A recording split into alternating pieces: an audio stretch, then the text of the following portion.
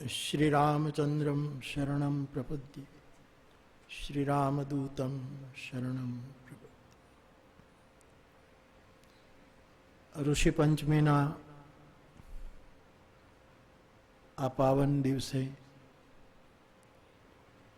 આપણે બધા સાથે મળીને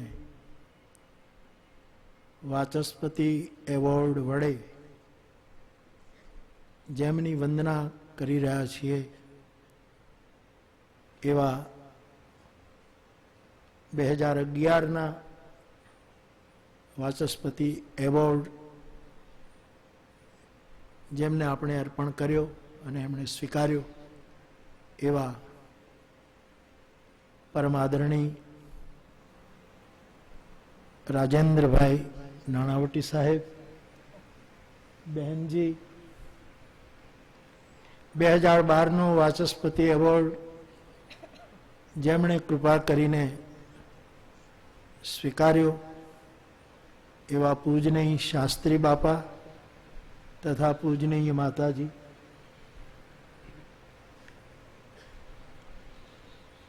કૃપા કરીને પોતાનું રોકાણ થોડુંક લંબાવીને આ એક સાત્વિક કાર્યક્રમની શોભા વધારવા રોકાયેલા પૂજનીય રથ સાહેબ,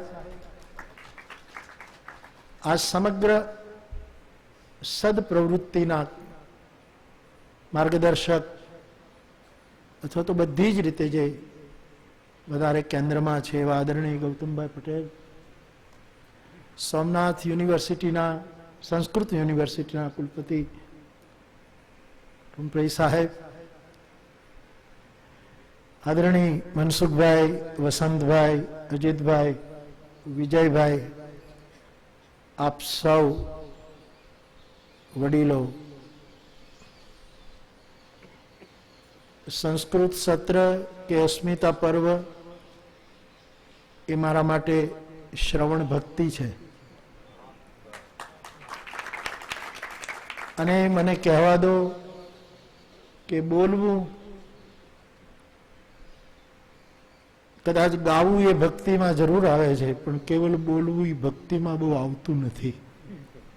શ્રવણમ એ ભક્તિમાં આવે છે અને મને શ્રોતા બનવાનો આ લાભ આપ સૌ આપો છો એનો મને વ્યક્તિગત બહુ જ આનંદ છે.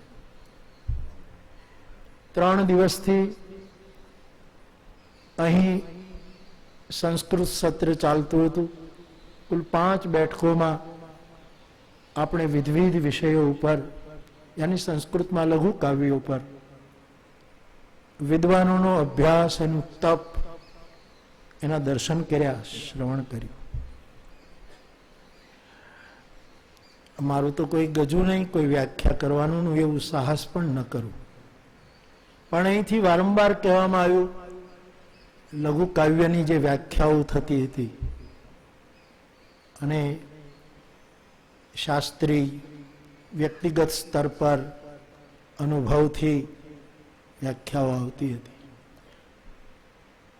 મારે એટલું જ કહેવું છે, એટલું જ કહેવું છે એટલે ઘણું કહેવું છે.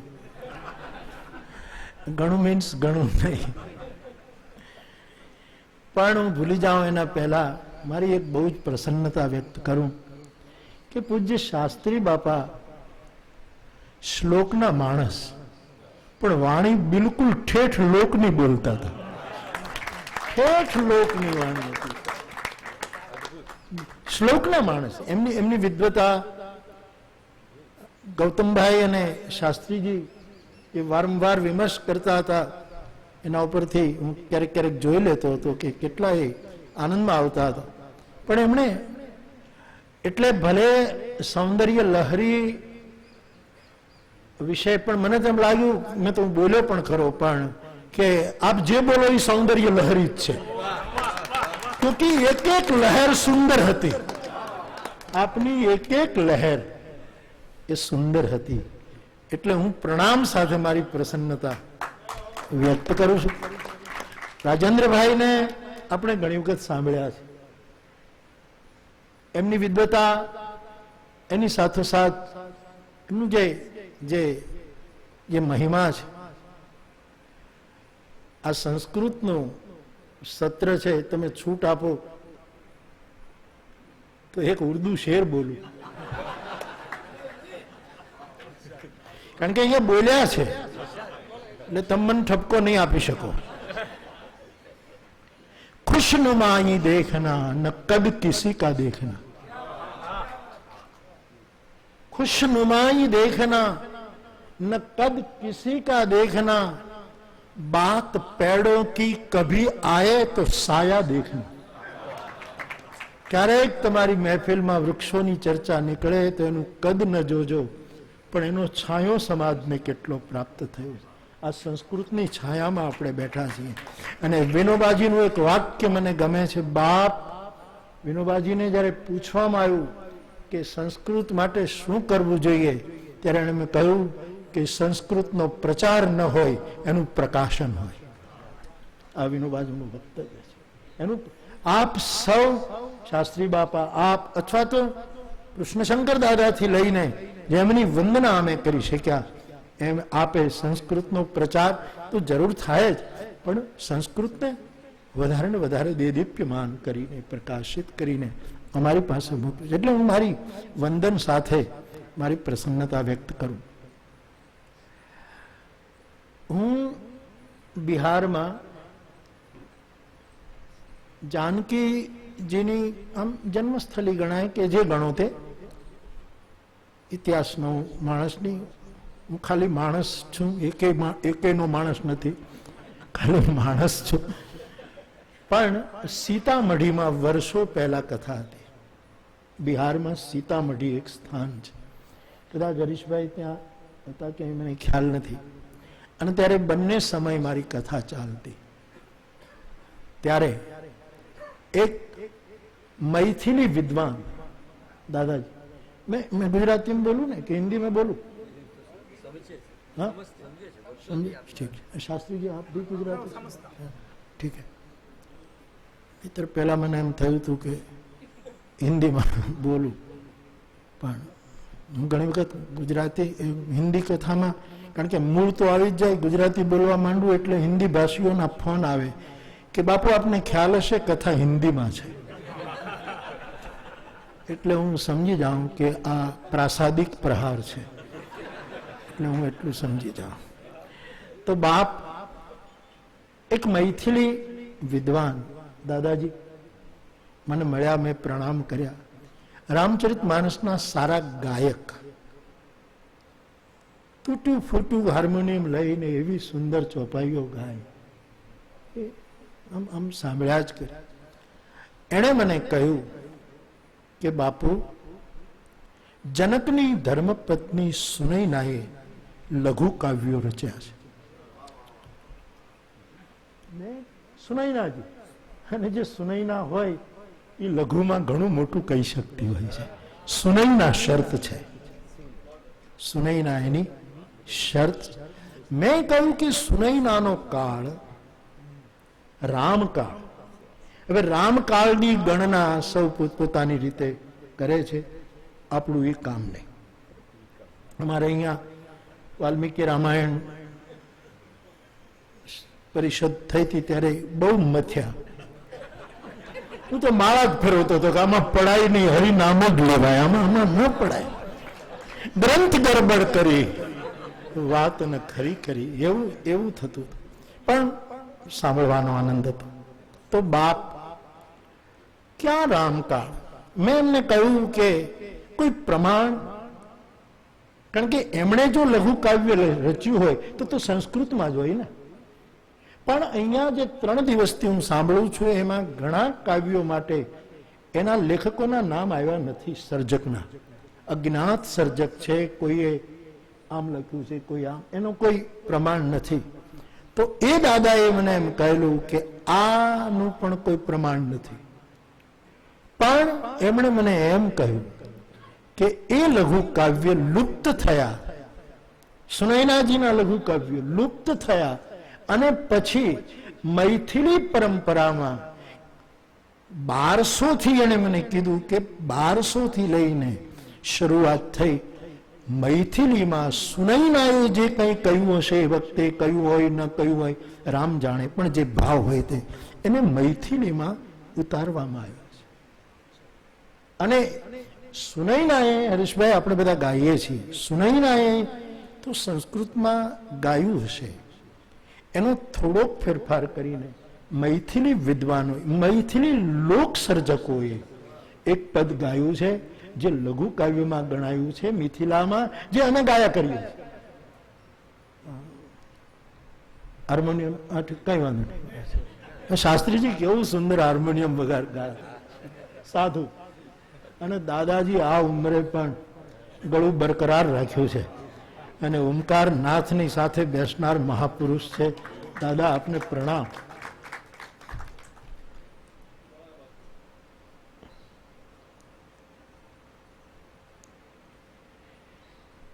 ઓ પહુના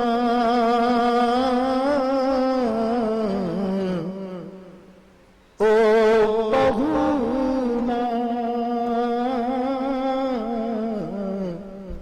અબ મિથિલે में रहूना ओ पहुना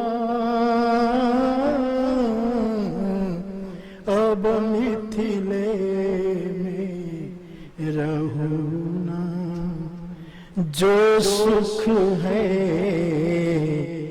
विदेह नगर में जो सुख है विदेह नगर में सो सुख जहां कतहु ना अब मिथिले में. એના 4-5 બંધ છે આ લઘુ કાવ્યના, પણ એ ગવડાયું છે મિથિલાની સ્ત્રીઓ પાસે. હવે સુનૈના તો સર્જક છે અને રાજરાણી છે, એ કઈ બધાની વચ્ચે ગાવા થોડી જાય. પછી ગાવા માટે તો કોઈ બીજી મહિલાઓ આવી અને એનું ગીત, જેમ આજે પણ લગ્ન ગીત કોણે લખ્યા છે ખબર નથી, પણ ગાનારું તો વૃંદ બીજું જ હોય છે. અને આ ગામડાની બહેનો હતી, હવે તો એ પણ ગયું ને સ્ટેજ વૃંદ આવ્યું ગાવાનું. એક કાળે કાળે બધું ફરતું રહે ને આપણે સ્વીકારતા જઈએ છીએ. તો એમાં એક વાત છે કે તમે જો રોકાઈ જશો, પહુના રામજીને કહે છે કે તમે જો રોકાઈ જશો તો અમે તમને રોજ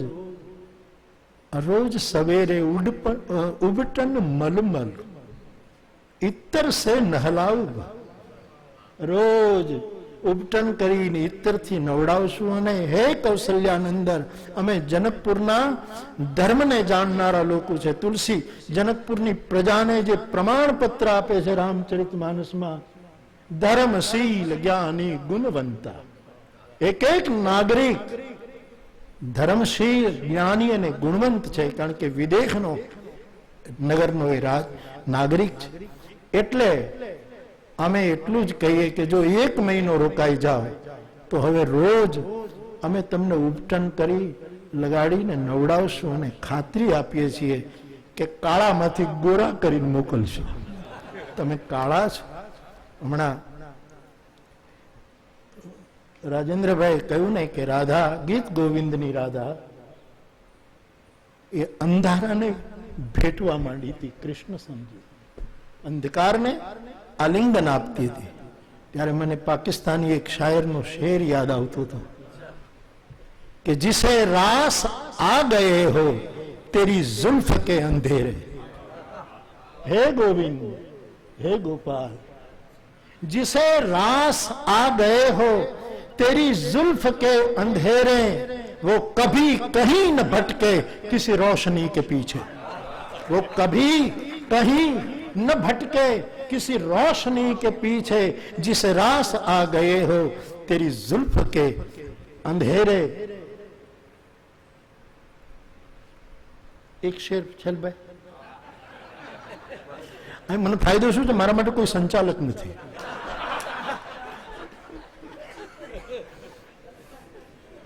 પણ હવે આટલો મેં સાંભળ્યું તો તમે થોડુંક તો સાંભળો મારા બાપ.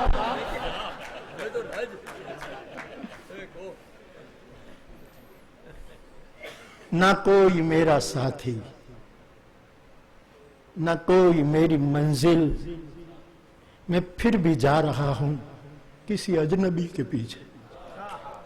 ये અજ્ઞાતની પાછળ જવાની વાત જે શાયર કરે. ના કોઈ મેરા સાથી, કૃષ્ણમૂર્તિ જેને પાથલેસ પાથ કહે છે, માર્ગ મુક્ત માર્ગની વાત જીદુજી કરે છે કૃષ્ણજી.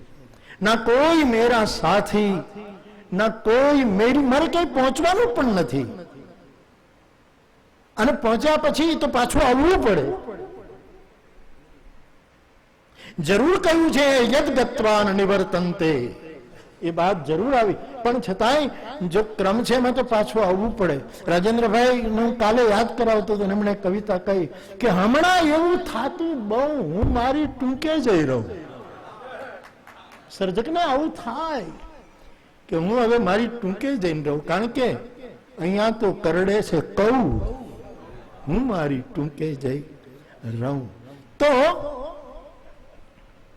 ना कोई मेरी ना कोई मेरा साथी, ना कोई मेरी मंजिल, मैं फिर भी जा रहा हूं किसी अजनबी के पीछे.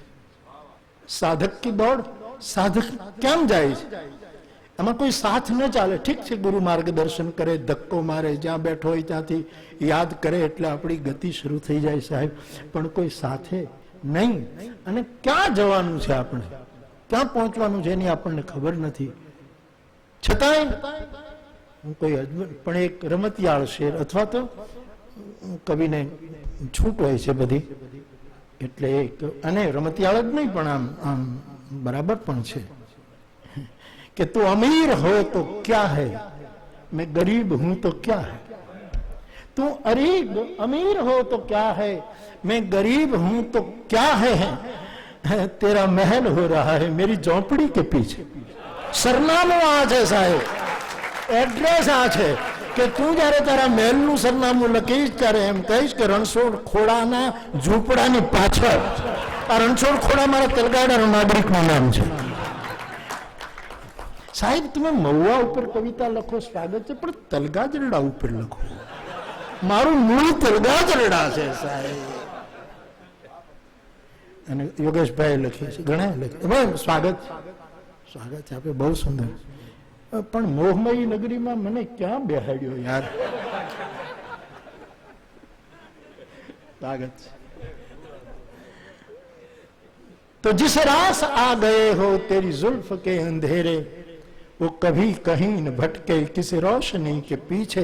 ये જે આલિંગનની વાત, પ્રભુનો રંગ શ્યામ છે, અને તેથી મિથિલાની સ્ત્રીઓ કહે છે કે એક મહિનામાં કરિયાસે ગોરા અમે બનાવી દઈશું તને, અને આ ઉજળો વર્ણ છે એને વધારે ઉજળો કરી દઈશું.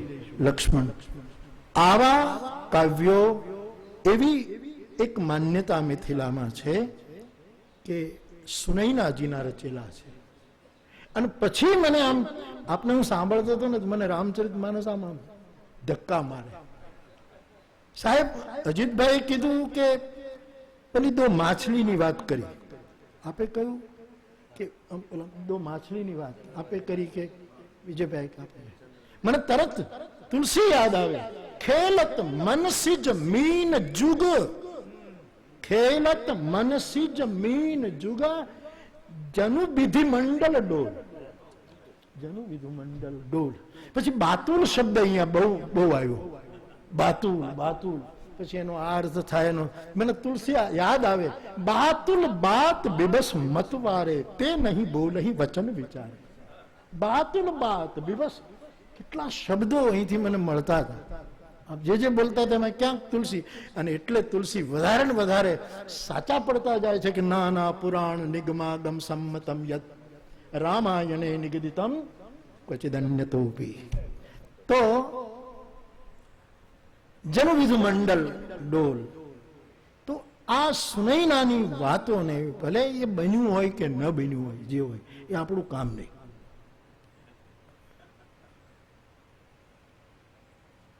આ બધા મણકા ભેગા કરવા બેસીએ તો માળાના મણકા ચુકાઈ જાય યાર, એટલે એન્જોય કરી લેવું, બસ આનંદ કરી લેવું. તો મને રામચરિતમાનસ પછી આમ આમ દેખાય કે મિથિલાની એક સખીએ સુનૈનાજીને એમ શું કામ કહ્યું?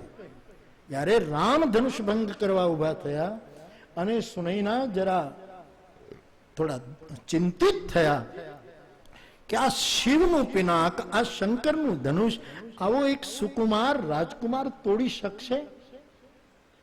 બાલ મરાલ કી મંદર લેહી, બાલ હંસ કોઈ દી મંદરાચળને ન ઉપાડી. એક માતૃભાવ, એક વાત્સલ્ય, એ બધા જ ભેગા થયા હશે. એટલે ત્યારે એક ચતુર સખી બોલી મૃદુ બાની, તેજવંત લઘુ ગનિયન રાણી. ત્યાં લઘુ શબ્દ છે અને પછી લઘુની પરંપરા શરૂ થઈ છે. તો આ એક લીટી પણ લઘુ કાવ્ય છે મારી દ્રષ્ટિએ. હું કાંઈ લઘુ કાવ્ય ઉપર બોલી ન શકું.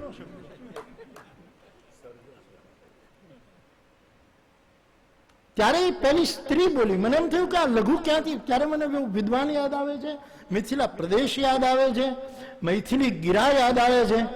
અને એમાં લખ્યું કે જેમાં તેજ હોય એને કોઈ દિવસ લઘુ ન ગણવું. બસ, આથી વિશેષ વ્યાખ્યા મારા ગજામાં નહીં. જે લઘુ છે એ તેજસ્વી જ હોય છે, અને જેનામાં તેજ હોય એને કોણ લઘુ કહી શકે? એટલે જેટલા લઘુ કાવ્યો અહીંયા રજૂ થયા, કેવા કેવા તેજથી ભરેલા અને કેવા તપ અને તેજથી રજૂ થયા. તેજથી. અને સાહેબ, કોઈ પણ વસ્તુમાં તેજ તપ વગર આવતું નથી. તેજનું પ્રાગટ્ય તપથી જ થઈ શકે એ નિર્વિવાદ મોટે ભાગે વસ્તુ છે. તો તમે શું કામ ચિંતા કરો છો સુનૈનાજી? જેનામાં તેજ હોય એને નાનું ન ગણાય, એને લઘુ ન સમજો. પછી એ વ્યક્તિ હોય, કાવ્ય હોય, પ્રસંગ હોય, ઘટના હોય, સૂત્ર હોય, મંત્ર હોય, કુંભ હોય કે કુંભકર્ણ હોય. હમણાં કુંભકર્ણ નામ આવ્યું, ટીકાકાર, ગીત ગોવિંદના એક ટીકાકારનું નામ આવ્યું. મને બહુ સરસ લાગ્યું. મને મહાભારતનો કર્ણ અને મારા રામાયણનો કુંભકર્ણ બેય ગમે. હા, મને રૂબરૂ મળે ને, નહીં તો હાથ મેળવું સાહેબ. મને ગમે આ માણસો, કારણ એ બંને પાસે કમસે કમ કર્ણ છે. આજે દુનિયાની પાસે કર્ણ જ નથી રહ્યો છે. કર્ણ ખતમ થઈ. કાં તો શ્રવણ કરવાની ઇન્દ્રિય રૂપે આપણે કોઈનું સાંભળતા નથી, દીકરો બાપનું નથી સાંભળતો, અને બીજું તો છોડી જ દો. કોઈનું સાંભળ. અને ઉદારતાના રૂપમાં મને કર્ણ ગમે. અનેક રીતે કર્ણ ગમે, કારણ કે આ મંગલ ભવનની સૃષ્ટિમાં કઈ અમંગલ છે જ નહીં. બધું મંગલથી ભરેલું છે. મંગલની જય હો એવી ચર્ચા શરૂ થઈ. તો જેનામાં તેજ છે એને તમે લઘુ નહીં ગણો. એક સખી છે રામાયણની, જેનું નામ નથી છેલભાઈ. એ સતત જાનકીજીની સાથે રહે છે, સતત મહિલા મંડળમાં રહે છે, સતત સુનૈનાજીને પણ માર્ગદર્શન કરે છે. એટલું જ નહીં, રામને દેખાડવામાં પણ એ આગે ચાલે છે. એ સ્ત્રી કોણ છે એનું નામ તુલસીજી નથી લખતા. ગુમનામ હૈ કોઈ, લેકિન બદનામ નહીં, શુભ નામ હૈ કોઈ. એ શુભ નામ જડતું નથી. અને ભાવ જગતના સંતો તો એમ પણ કહે કે એ જ સખી રામા અવતારની કૃષ્ણ અવતારમાં રાધા બની છે. કે આ વાંધો શું વાંધો છે? આમ તકલીફ શું છે? આપણને શું વાંધો? એ રાધા બને તો આપણને વાંધો શું છે?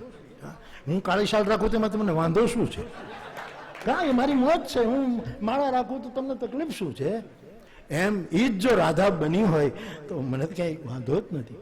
એવી એક સખી એને કહે છે કે દેવી, જેમાં તેજ હોય એને લઘુ ન ગણવું. પછી કાવ્યનો પ્રકાર હોય કે વ્યક્તિત્વ હોય કે કોઈ પણ ક્ષેત્ર તમે લો સાહેબ, તેજ. અને પછી જે દ્રષ્ટાંતો આપ્યા છે, એક વસ્તુ આપને વચ્ચે કહી દઉં કે હું ઊભો બોલું છું ને, ત્યારે મને ખબર છે કે હું કથા કરવા નથી બેઠો. એટલે આપ ચિંતા નહીં કરતા. ઓલામાં તો 3-4 કલાકનું મારું કામ હોય સાહેબ. અને મારે ક્યાંય જવાનું નથી ક્યાંય. અને આમે આજે ભારત બંધ છે. સંસ્કૃત સત્ર ચાલુ છે.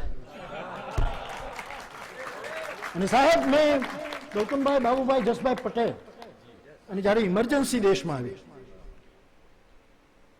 અને બાબુ, હું કોઈમ્બતુરમાં સાઉથમાં શાસ્ત્રીજી કથા કરતો હતો એક હોલમાં, અને બાબુભાઈ જસભાઈ પટેલ એની પેલી થેલી ને એની જે સાદગી એ લઈને ફકીર જેવો માણસ આવ્યો અને બેઠા. એણે મને કહ્યું કે બાપુ બધી જગ્યાએ સેન્સરશીપ છે, છાપામાં, બોલવામાં, ભાષણમાં.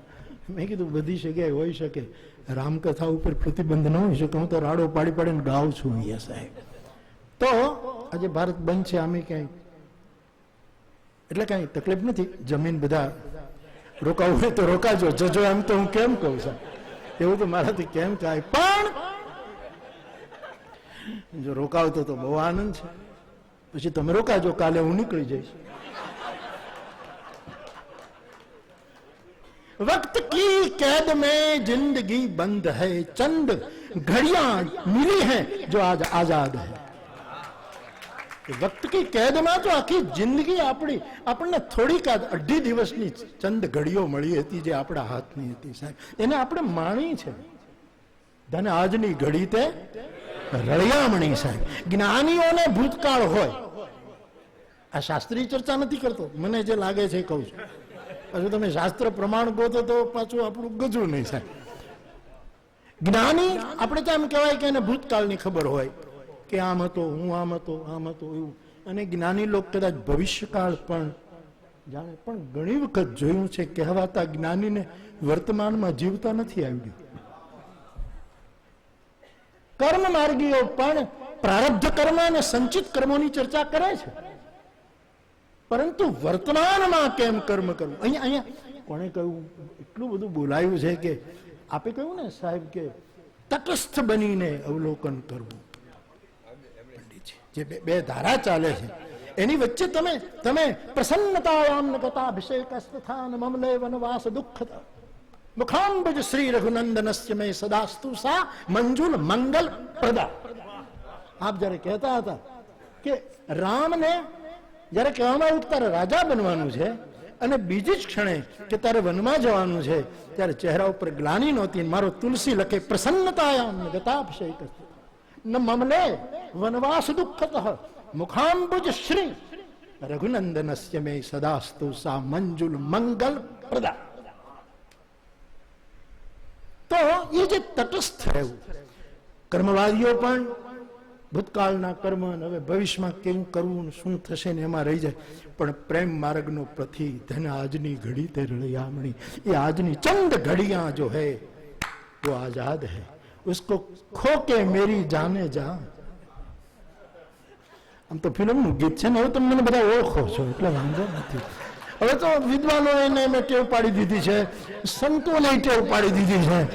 અને અમારા તુલસીશ્યામ વાળા બાપુ છે, એ તુલસીશ્યામનું સામ્રાજ્ય છોડીને અહીં કાટકવાડામાં બેસી ગયા છે. એ ગાંજો પીવે. મને કે બાપુ કથા બહુ સાંભળું ને એમાં ફિલ્મની પંક્તિ આવે ને ત્યાં તો એટલે હું ચલમ તૈયાર કરું. અને પછી ટીવીમાં એ મને ધરે કે બાપુ પેલા તમે ઘૂંટ મારો પછી હું પીવું.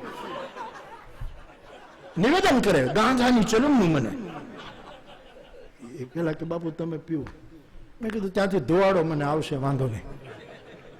તો બાપ આપણે જે માણતા હતા અહીંયા, આપણે જે અનુભવી રહ્યા, આટલો એક અઢી દિવસનો ગાળો આપણી પાસે હતો, એની જે ધન આજની ઘડી તે રળિયામણી એને આપણે માણતા. એમાં મારે લઘુ કાવ્ય હું જે કહું છું એના શાસ્ત્રી પ્રમાણો મળે ન મળે, પણ અંતઃકરણ પ્રવૃત્તિ આ તો આપણે સતામ હિ સંદેહ ઉપદેશ એ વાત પણ થોડીક ભલે આપણામાં હોય નહીં એ અનુભૂતિ, પણ આપણે ટેકો તો લઈ લઈએ ને સાહેબ કે સાહેબ આ જો લખ્યું છે આમાં, પછી તો આપણા અંતઃકરણને આપણે જાણતા હોઈએ. તો મૂળ વાત પર આવી જાઓ. તેજ જેનામાં હોય એને નાનું ન ગણવું. તમે રામને નાના ન ગણો, એનું તેજ. પછી દ્રષ્ટાંતો આપ્યા, કહ કુંભજ કહ સિંધુ અપારા. દેવી આ એ સખી છે જે અમુક શ્રદ્ધા જગત એને રાધિકા બનાવે છે, બનાવે તો આપણને શું વાંધો હોય. આ એ સખી બોલે છે, એને સયાની પણ કહી, ચતુર પણ કહી, પરમ પ્રિય સખી પણ કહી છે. એવું એક પાત્ર છે, એક ગુમનામ પાત્ર માનસનું. એ કહે છે, કાં કુંભજ કાં સિંધુ અપારા. દેવી, એટલો તો વિચાર કરો, તમે તો એક શાસ્ત્ર જાણનાર, અનુભવનારની ધર્મપત્ની છો અને સુદ્રષ્ટિ રાખનારા છો. તમને મારે શું કહેવું કે જ્યાં ક્યાં કુંભજ અને ક્યાં સમુદ્ર. પણ સાહેબ, સમુદ્રમાં તેજ નહીં, કુંભમાં તેજ હોય. તેજ સૂરજમાંથી જ નથી આવતું, ત્યાંથી તો આવે જ છે. પણ ગામડાની એક સાત્વિક દીકરી માથા ઉપર કુંભ મૂકીને જતી હોય ને, ત્યારે એના ચહેરાનું તેજ કુંભમાં જતું હોય. અને એ પાણી આપણે પીએ છીએ એટલે બાઠે કોઢે ટાઠક વળે છે સાહેબ. કુંભમાં તેજ હોય છે. એટલે કુંભ ભલે નાનો એવો હોય, શું કામ અમૃત કુંભ શબ્દ આવ્યો અહીંયા? જે સજીવન કરનારું. એટલે ક્યાં એક ઘડો, ક્યાં એક નાનો એવો કુંભ અને ક્યાં સમુદ્ર, છતાં સો શેવું સુજસ સકલ સંસારા. એ કુંભજ, એ તેજસ્વી લઘુ કુંભજ આખા સમુદ્રને પી ગયા. એ દ્રષ્ટાંત સુનૈનાને આપ્યો, એને શોષી લીધું આખો સમુદ્ર. હવે આપણે તો લઘુ કાવ્યો સુધી હતા, પણ તુલસી પરમ લઘુ સુધી ગયા. પરમ લઘુ મંત્ર, પરમ લઘુ. જાસુ બસ વિધિ હરિહર સુર સર્વ. દેવી, મંત્ર લઘુ નહીં, પણ લઘુમાંય પરમ લઘુ મંત્ર હોય. એક બીજના રૂપમાં. દાદા કહેતા હતા ને કે તંત્રના બીજ અને આ તે બીજના રૂપમાં હોય. પરમ પછી હરિ હોય, રામ, જે આપણે કહીએ. મને બહુ ગમ્યું. હા, શું નામ આપે દાદા દીધું? અલ્લાહ ઉપનિષદ. અલ્લાહ ઉપનિષદ મેં પહેલી વાર આ નામ જ પહેલી વાર સાંભળ્યું. આ બધા ફાંકા ઉતરી જાય એવું છે આ બધું. પહેલી વાર જ નામ સાંભળ્યું કે આવું. દીને ઇલાહી વિશે સાંભળ્યું હતું, દારા શિકોહે કરેલા ઉપનિષદોના વો મેં વાંચ્યું પણ છે. પણ આ અલ્લાહ ઉપનિષદ એ મને ગમ્યું. તો નાનકડો એવો મંત્ર. મને હમણાં એક બહુ જ મોટા હાર્ટ સ્પેશિયાલિસ્ટ ડોક્ટર ભટ્ટાચાર્ય, બંગાળનું શરીર, મુંબઈની બહુ મોટી પ્રેક્ટિસ સાહેબ, અડધી મિનિટ પણ ન મળે. નાની પાલખીવાલાને ગૌતમભાઈએ યાદ કર્યા. એ માણસની સલાહ લેવા માટે કોઈને સમય નહોતા આપતા, અને એને એરપોર્ટ જાઓ ત્યારે 5 મિનિટ ગાડીમાં તમને બેસાડે કે આ બાજુ ઊભા રહેજો માટુંગા, અથવા તો અહીંયા 5 મિનિટ બેસીને વાત કરી લેજો, પછી 5 મિનિટ પછી ઉતારી દેતા. આટલો સમય એની પાસે નહોતો. એ નાની પાલખીવાળાનો મને ખ્યાલ છે. એમ ભટ્ટાચાર્યને સમય ન મળે. એટલે મારી હમણાં આ 3 દિવસ ચલો ગુજરાતમાં હું ગયો, અમેરિકા, તો એ એની દીકરીને ત્યાં આરામ કરવા માટે આવેલા. પછી ત્યાં તો કોણ ઓળખે? એટલે ભટ્ટાચાર્ય સાહેબે પછી કેવડાવ્યું કે બાપુને મળવું હોય તો મળાય. મેં કીધું ત્યાં હું ઊભો હતો. બાપાનું, જયસુખરામ બાપાનું ઓપરેશન હતું, વીરપુર બાપાનું. ત્યારે તે અડધી મિનિટ બહુ પ્રેમથી મને મળ્યા કે બાપુ હું જાઉં છું.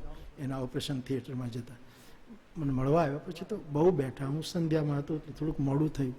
બેઠા અને પછી એણે મને જય શ્રી કૃષ્ણ કહ્યા. પછી પાછા એના એ બોલ્યા કે માફ કરજો બાપુ, તમને તો જય સિયારામ કહેવાય ને, હવે મારે તો ઘા ઉપર ઘા જ ખાવાય. ઓપરેશન સીધું, બીમાર નહોતો તોય. મેં કીધું, મેં એને કહ્યું કે સાહેબ, જય સિયારામ બોલો કે જય શ્રી કૃષ્ણ બોલો, મને કોઈ ફરક પડતો નથી. તમે મને હલો કહેશો ને તો હું એમાંથી હરિનો અર્થ કાઢીશ. અર્થ મારે કાઢવો છે ને. તમે ગમે તે બોલો. આ મેં કહ્યું તમે હલો બોલો તો મને શું વાંધો? રામાનુજે કહ્યું કે દુનિયાના પ્રત્યેક શબ્દનો પહેલો અર્થ પરમાત્મા વાચક છે, પછી ઉપયોગિતાનો. આ ઘડિયાળ રામાનુજાચાર્ય ભગવાનને કોઈ બતાવે તો કે આનો અર્થ હરિ થાય છે, પછી આ કાલ સૂચક યંત્રિકા છે. બીજો અર્થ એનો આ કાલદર્શક યંત્ર છે. પહેલો અર્થ અર્થ તો મારે કરવો છે ને. એમ અલ્લાહનું ઉપનિષદ હોય એ જે મને ગમે. તો મંત્ર નાનામાં નાનો હોય, પરમ લઘુ. અને મંત્ર એટલે આ લઘુ કાવ્યોમાં મંત્રનો એક અર્થ વિચાર પણ વિદ્વાનોએ કર્યો છે. મંત્ર એટલે વિચાર. એક નાનકડો એવો વિચાર આપણા સુધી પહોંચી જાય તો સર્જકો, પાલકો અને સંહારકો આપણી મુઠ્ઠીમાં આવી જાય. વિધિ હરિહર સુર સર્વ. સર્જકો આપણને સમજાય. મુઠ્ઠી આમલક, હસ્તામલકની જેમ સર્જકો આપણને સમજાવવા માંડે, પાલકો આપણને સમજાવવા માંડે, આપણને સમજાય અને સંહારક પણ આપણી કે જે દુરિત છે એને તોડનારા પણ આપણને સમજાય.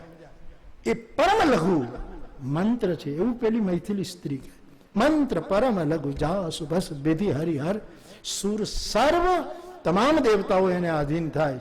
મહામત્ત ગજ રાજમહ બસકર અંકુશ ખર્વ. મહામદોન્મત હાથી હોય પણ 1.5 ફૂટનું અંકુશ એને વશ કરે. દેવી અંકુશને કોઈ દિવસ લઘુ ન કહેશો. આ સુભાષિતો, આ મુક્તકો સમાજનું કેટલું અંકુશ કરે છે, કેટલું નિયંત્રણ કરે છે. ક્યાંક નીતિના નામે, ક્યાંક પ્રીતિને નામે, ક્યાંક શ્રૃંગાર શતકના નામે, ક્યાંક વૈરાગ્ય શતકના નામે, શુકરંભાના નામે કેટલો આ નિયંત્રિત. આખરે તો સુર આજે તો બધાનો અંકુશ નાનું એવું હોય તો મદોન્મત હાથીને એ વશ કરે. તો અંકુશને દેવી નાનું ન ગણજો. અને રવિમંડલ, સૂર્ય પર બોલ્યા સાવલિયા સાહેબ, રવિમંડલ દેખત લઘુ લાગા. હે સુનૈનાજી, તમારે ઘરે તો 2 સૂરજ આવ્યા છે. એક તો રોજ ઉગે છે ઈ, અને બીજો અયોધ્યાથી એક સૂરજ આવ્યો છે જે હમણાં જ ઉદિત ઉદયગીરી મંચ પર રઘુવર બાલ પતંગ, બાલ પતંગની જેમ સિંહાસન ઉપરથી ઉભો થયો ધનુષ તોડવા. એક બીજો સૂરજ ધરતી ઉપર આવ્યો છે. તો દેવી સૂરજ ઉગે ને ત્યારે એને જોઈને સૂરજને નાનો ન ગણાય. ઉદયતાસુ ત્રિભુવન તમ ભાગા. ત્રિભુવનના અંધકારનો એ નાશ કરે. કામ કુસુમ ધનુષાયક લીન હૈ. કામદેવ ફૂલના ધનુષ બાણ લે, એને નાનો ન ગણાય. કરહી શોભ શંકર મનમાં, શંકરના મનમાં શોભ કરે, રામના મનમાં પણ શોભ કરે. આ આપણે ત્યાં માનસમાં લખાયું છે. તો આ બધાને નાના ન ગણાય. જો કામ નાનો ન હોય દેવી, તો રામ ક્યાંથી નાનો હોય? જો કામ નથી નાનો, આ સ્વીકાર તો તમે જુઓ કામ અને રામનો. અહીંયા બહુ બહુ બહુ સુંદર વાતો મને બહુ ગમી, બહુ આનંદ. થોડા ઘણા ચિંતા કરતા હતા કે ક્યાંક થોડું ખુલ્લું કહેવાય છે ને ક્યાંક થોડું કામ છે, પણ ચિંતા કરે એને અહીંયા આવવું નહીં. એટલે આટલું સરસ બેસવાનું આપીએ, તમે ટીવીમાં આવો, તમે સાંભળો, તમે લેર કરો ને પછી ચિંતા અને ભૂલું કાઢવા જ આવો છો અહીંયા. એનો અર્થ એમ છે ઘણાના ભાગ્યમાં પ્રસન્નતા હોતી જ નથી. અને જગદગુરુને ફરી એક વખત યાદ કરું, મારું પ્રિય આપ એનો અમૃત સમાન વચન, પ્રસન્ન ચિત્તે પરમાત્મા દર્શનમ. જગદગુરુ શંકરાચાર્ય, જેનું પ્રસન્ન ચિત્ત હશે એને પરમાત્માનું દર્શન. ઘણા લોકો પ્રસન્ન રહી શકતા જ નથી. મને તો કોઈ રૂબરૂ ન કે, પણ આમ નીકળું તો મને ખ્યાલ આવી જાય કે આ કંઈક જુદી વાતો ચાલે છે. કઈ આમ વળી એક શેર બોલું, આ પણ પાકિસ્તાનનો છે.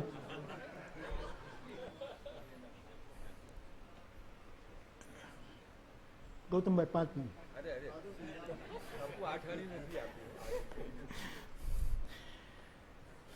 તું फिक्रमंद क्यों है, तुम फिक्रमंद क्यों है, मेरे दिल को तोड़ के तुम फिक्रमंद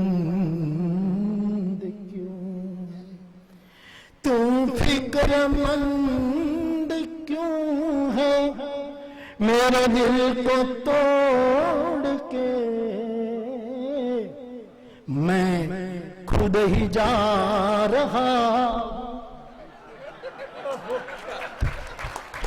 मैं खुद ही जा रहा हूँ तेरे शहर छोड़, मैं खुद ही जा रहा हूँ तेरे शहर को छोड़ के. मेरे भाई बहन तुम फिक्रमंद क्यों, मेरे दिल को नहीं तेरे खुद के दिल को तोड़. अरे लेर करने यार. પણ ઘણાને મોજ કરવી જ નથી, એનું શું કરો સાહેબ? સુરતના આ મોટા મોટાના બંગલાઓમાં હું રહ્યો છું રામાયણની કૃપાથી. સાહેબ, બંગલો બને ત્યારથી એનો એકેય દરવાજો ખુલ્યો ન હોય, બંધ જ હોય. સુરત તો આવી શકે જ નહીં. પછી ડ્રોઈંગ રૂમમાં આપણને કહે, આ સૂરજનું ચિત્ર તો જુઓ. એલા મૂરખ, આ ચિત્ર અમને બતાવે. અમે તો રોજ આદિદેવ નમસ્તુભ્યમ પ્રસિદ્ધ મમ ભાસ્કર દિવાકર નમસ્તુ પ્રભાકર નમસ્તુ તો કહેનારા માણસો છીએ. અને પછી લોકોના ભાગ્યમાં જ નથી હોય કે સૂરજ તો દસ્તક દે છે પણ દરવાજા જ ખોલવા નથી. એને કુંભકર્ણએ સાંભળ્યું હતું સાહેબ રામ વિશે, એટલે મને કુંભકર્ણ, એ માણસે કુંભકર્ણએ રાવણને ઠપકો આપ્યો કે તારો ભાઈ છું, તું રાજા છે, હું યુદ્ધમાં જઈશ, વીર ગતિ પામીશ, મોડું નહીં કરું, પણ એક વસ્તુ તું સમજી લે, મેં રામ વિશે સાંભળ્યું છે, મારે કુંભના જેવા કાન છે અને એમાં રામામૃત મેં ભર્યું છે, એને સાચવી રાખ્યું છે. હું નિદ્રામાં નહોતો, એને ગોખવામાં હતો. નિદ્રા તો સમાજે મને ચડાવી દીધો છે. 6 મહિનાની ઊંઘ કાંઈ હોય, એ કોમામાં નહોતો. પણ એ રામ અમૃત મારા કુંભકર્ણમાં જે આવ્યું એને હું એનું મનન કરતો હતો. હવે નિધિ ધ્યાસનનો વખત આવ્યો છે રાવણ ભેટીને. હવે જીવનમાં ઉતારવાનો વખત આવ્યો અને છેલ્લે કહેતો ગયો કે જગદંબા હરિયાની કે સઠ ચાહત કલ્યાણ. જગતની માનું અપહરણ કરીને હે શઠ, કારણ કે હવે થયું કે હવે આને કાંઈ આપણે ગાળ દઈએ તો વાંધો નહીં, હવે મરવાનું જ છે, એટલે શઠ કીધું. તો કુંભકર્ણ આપણને ગમે. મારો કહેવાનો અર્થ એ છે કે ઘણા માણસોને આમ આનંદ લેવો જ નથી. તો તું ફિક્રમંદ ક્યું હૈ મેરે દિલ કો તોડ કે, मैं खुद ही जा रहा हूं तेरे शहर, छोड़ के लिखने बैठा हूं रात में तेरे नाम से गजल, लिखने बैठा हूं रात में तेरे नाम से गजल, अल्फाज सामने खड़े मेरे हाथ जोड़ के. हे परमात्मा, तारू नाम लई અને मैं कुछ बोलने जाता हूं तो अल्फाज पूरी शब्दावली वर्णा वाला हाथ जोड़ीने मारी सामे उभा है कि मारो उपयोग कर, मारो उपयोग कर, मारो. अल्फाज मेरे सामने खड़े हैं. और इससे भी बहुत सुंदर शेर, समय हो तो कहूं नहीं तो छोड़ी दो, सांभळो तो साहेब.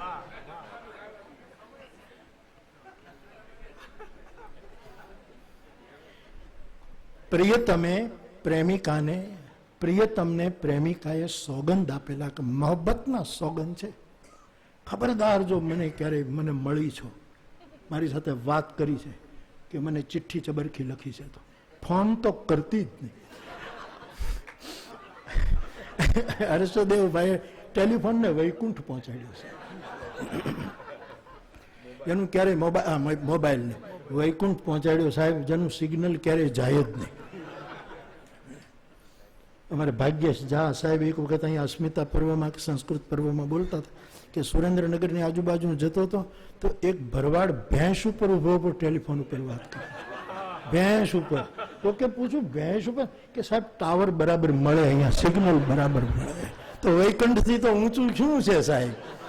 એમને જે વાત કરી મોબાઈલની, બહુ સુંદર શેર હૈ. ના પાડી હતી કે મોહબ્બતની કસમ, लिखने फिर भी बैठा हूं अहदे मोहब्बत को तोड़ के, अहदे मोहब्बत को. लेकिन पंक्ति જુઓ સાહેબ, ગમે ત્યાંથી હોય, પંક્તિ જુઓ, એનું કાવ્ય જુઓ, એનો ભાવ જુઓ. હું તારી મોહબ્બતના સોગંદ તોડીને લખવા બેઠો છું, लेकिन कागज पे जगह आंसुओं की छोड़ छोड़ के.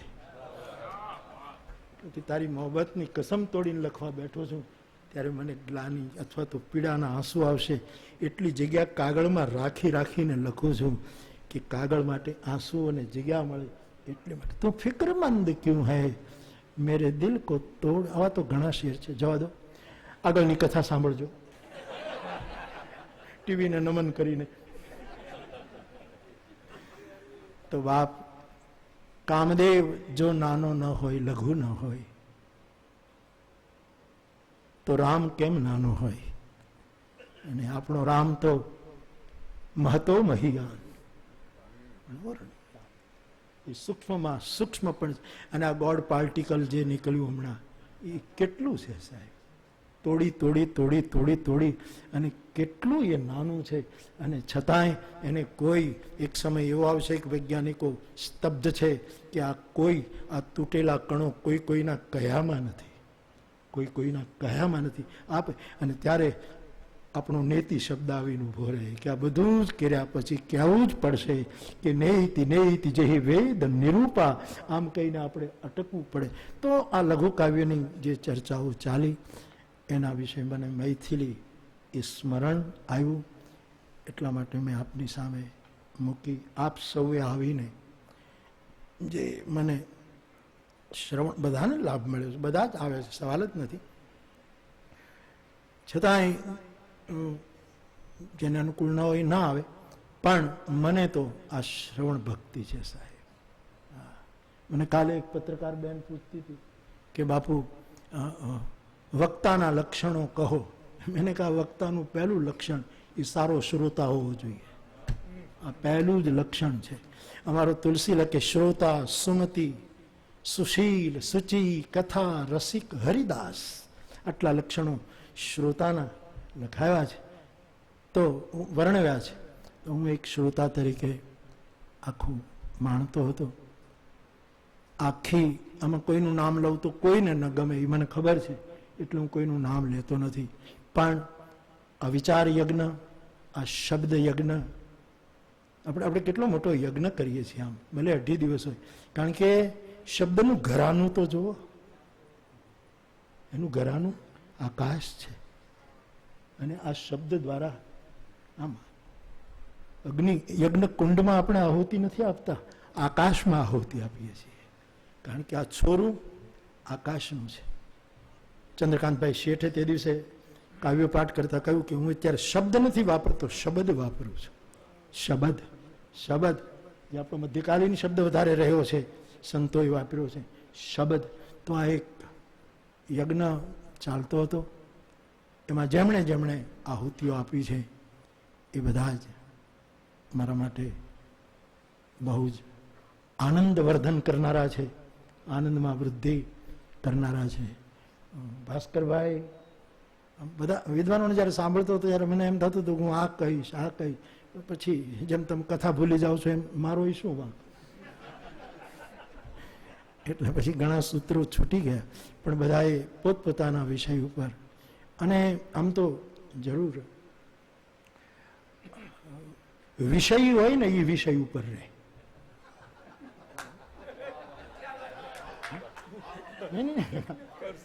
જે વિષય હોય એને વિષય ઉપર રહેવું જોઈએ.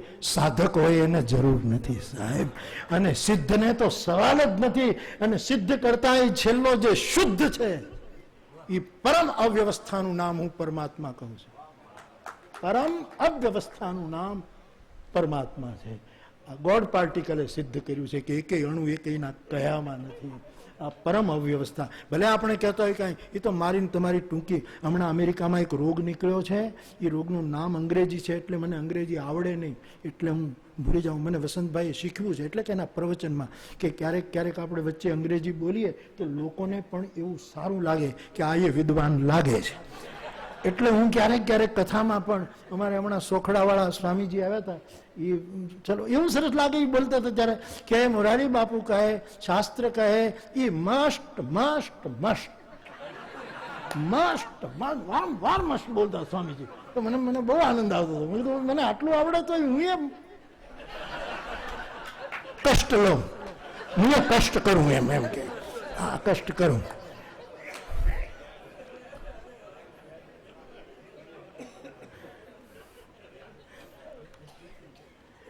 તો આમ બધું પણ વિષય ઉપર રહે, એટલે વિષય ઉપર રહેવું જ જોઈએ એમ કે. પણ જે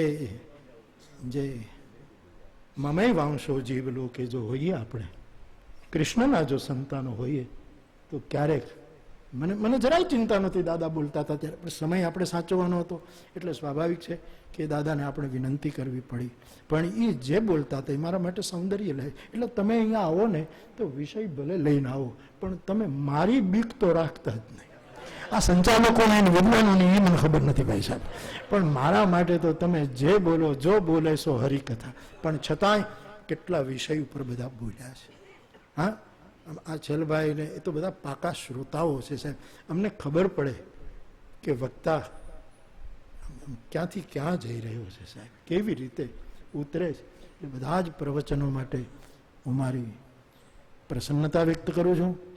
મારા માટે પણ આ એક ભાથું બની શકે છે જે મને મારા આંતરબાહ્ય વિકાસ માટે બહુ જ મદદગાર બને છે. એવા આ 2 દિવસના 3 દિવસના આ સંસ્કૃત સત્ર જ્યારે સમાપન થઈ રહ્યું છે ત્યારે હું મારી પ્રસન્નતા વ્યક્ત કરું છું. બંને ઋષિ કર્મ કરનારા બંને ભલે પેન્ટમાં હોય કે ધોતીમાં હોય, શું ફરક પડે છે? ઋષિ કર્મને તો કર્મની સાથે લેવા દેવા છે સાહેબ. તો સંસ્કૃત જેવી આવી આપણી અલૌકિક ગિરાને લઈને અને એના ઋષિ કર્મ, એ ઋષિ કર્મની વંદના અમે ઋષિ પંચમીએ કરી શક્યા અને અમારો અર્ઘ્ય આપે સ્વીકાર્યો, એનો હૃદયમાં બહુ જ પુલકિત ભાવ છે. આનંદ મને આમ તો ફરિયાદ કરું ને એટલે કાંઈ છૂટા પડવાનું બહુ હવે દુઃખ ન થાય, કારણ કે કાયમ એ જ ધંધો કર્યો ને. બાપાએ કીધું ને કે આ ધંધો હું કામ શરૂ કર્યો, આ ધંધો જ. એમાં તેણે ઓલો બહુ લોકભગ્ય શબ્દ વાપર્યો હતો, એને બહુ સારો વાપર્યો હતો કે દાદાએ કે ભાઈ આ ધંધો જ આવો શરૂ કર્યો. ક્યાં કર્યો? ક્યાં આપણે આ બોલતા બંધ થવું પડે ને આ બધું. એ બહુ સરસ શબ્દ બોલે. તો આમ છૂટા પડવું એમ ટેવ પડી ગઈ ને, કારણ કે આમ જો બધા છૂટા પડીને રોવા મળીએ તો આપણે ક્યાંય કથાઓ કેમ કરવી યાર. પણ માણસ છું એટલે આવા પ્રસંગોથી જ્યારે વળી પાછા આપણે જુદા પડીએ છીએ, પણ એ તો આપણી પ્રાચીન પરંપરા પ્રમાણે એટલા માટે જુદા પડીએ છીએ કે વળી પાછા જલ્દી પુનરાગમનાય ચ. અમારો રમેશ મહેતા હવે રહ્યો નહીં. હા, હાસ્યનો આટલો બાદ એને ઘરે હું ગયો છેલભાઈ, પહેલી વાર એને ઘરે ગયો તો કોઈક એને કીધું કે બાપુને ફૂલની માળા નહીં ગમે, નારાજ. મારા માટે તો આવું બધું બહુ ચાલે. હું કોઈથી નારાજ નથી થતો ને બીજા બહુ નારાજ થાય છે ને બીજાને કરી દે છે. ફૂલની માળા સૂતરની આંટી જ રાખજો. સૂતરની આંટી મને ગમે, પણ કદાચ ફૂલની માળા કોઈ ખરીદીને લાવી હોય તો કંઈ હું તેને તોડી થોડો નાખું. ભલે ગામડામાં જન્મ્યો છું, 3 વખત મેટ્રિકમાં નાપાસ થયો, પણ મારા દાદાએ મને વિવેક બહુ આપ્યો છે સાહેબ, એટલું તો મને ભાન છે. પણ ઘણા આવું બધું ગોઠવી દે, નહીં ફૂલની માળા તો લેતા જ નહીં, એડશે જ નહીં. એટલે રમેશભાઈ શું કર્યું કે ફૂલની માળા એ નથી, સૂતરની માળા. આખું કુટુંબ બકાભાઈ નાના નાના બાળકથી લઈ અને માળાની જેમ સૂઈ ગયા, માળાની જેમ કે આ અમારો હાર તમને અર્પણ સાહેબ. અને પછી ચા પાણી પીધા, હું નીકળ્યો ત્યારે રમેશભાઈ મને કહે બાપુ પુનરાગમનાય ચ.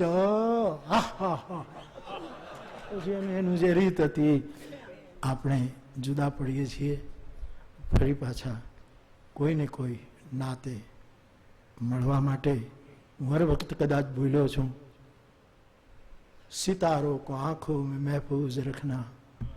यहाँ जो सूत्र प्रकट हुए, तेजवान लघु सूत्र, लघु मुक्तक, लघु जे कहीं में, सितारों को आंखों में महफूज रखना. बहुत देर तक रात ही रात होगी, मुसाफिर हैं तुम भी, मुसाफिर हूँ मैं भी, किसी मोड़ पर फिर मुलाकात होगी.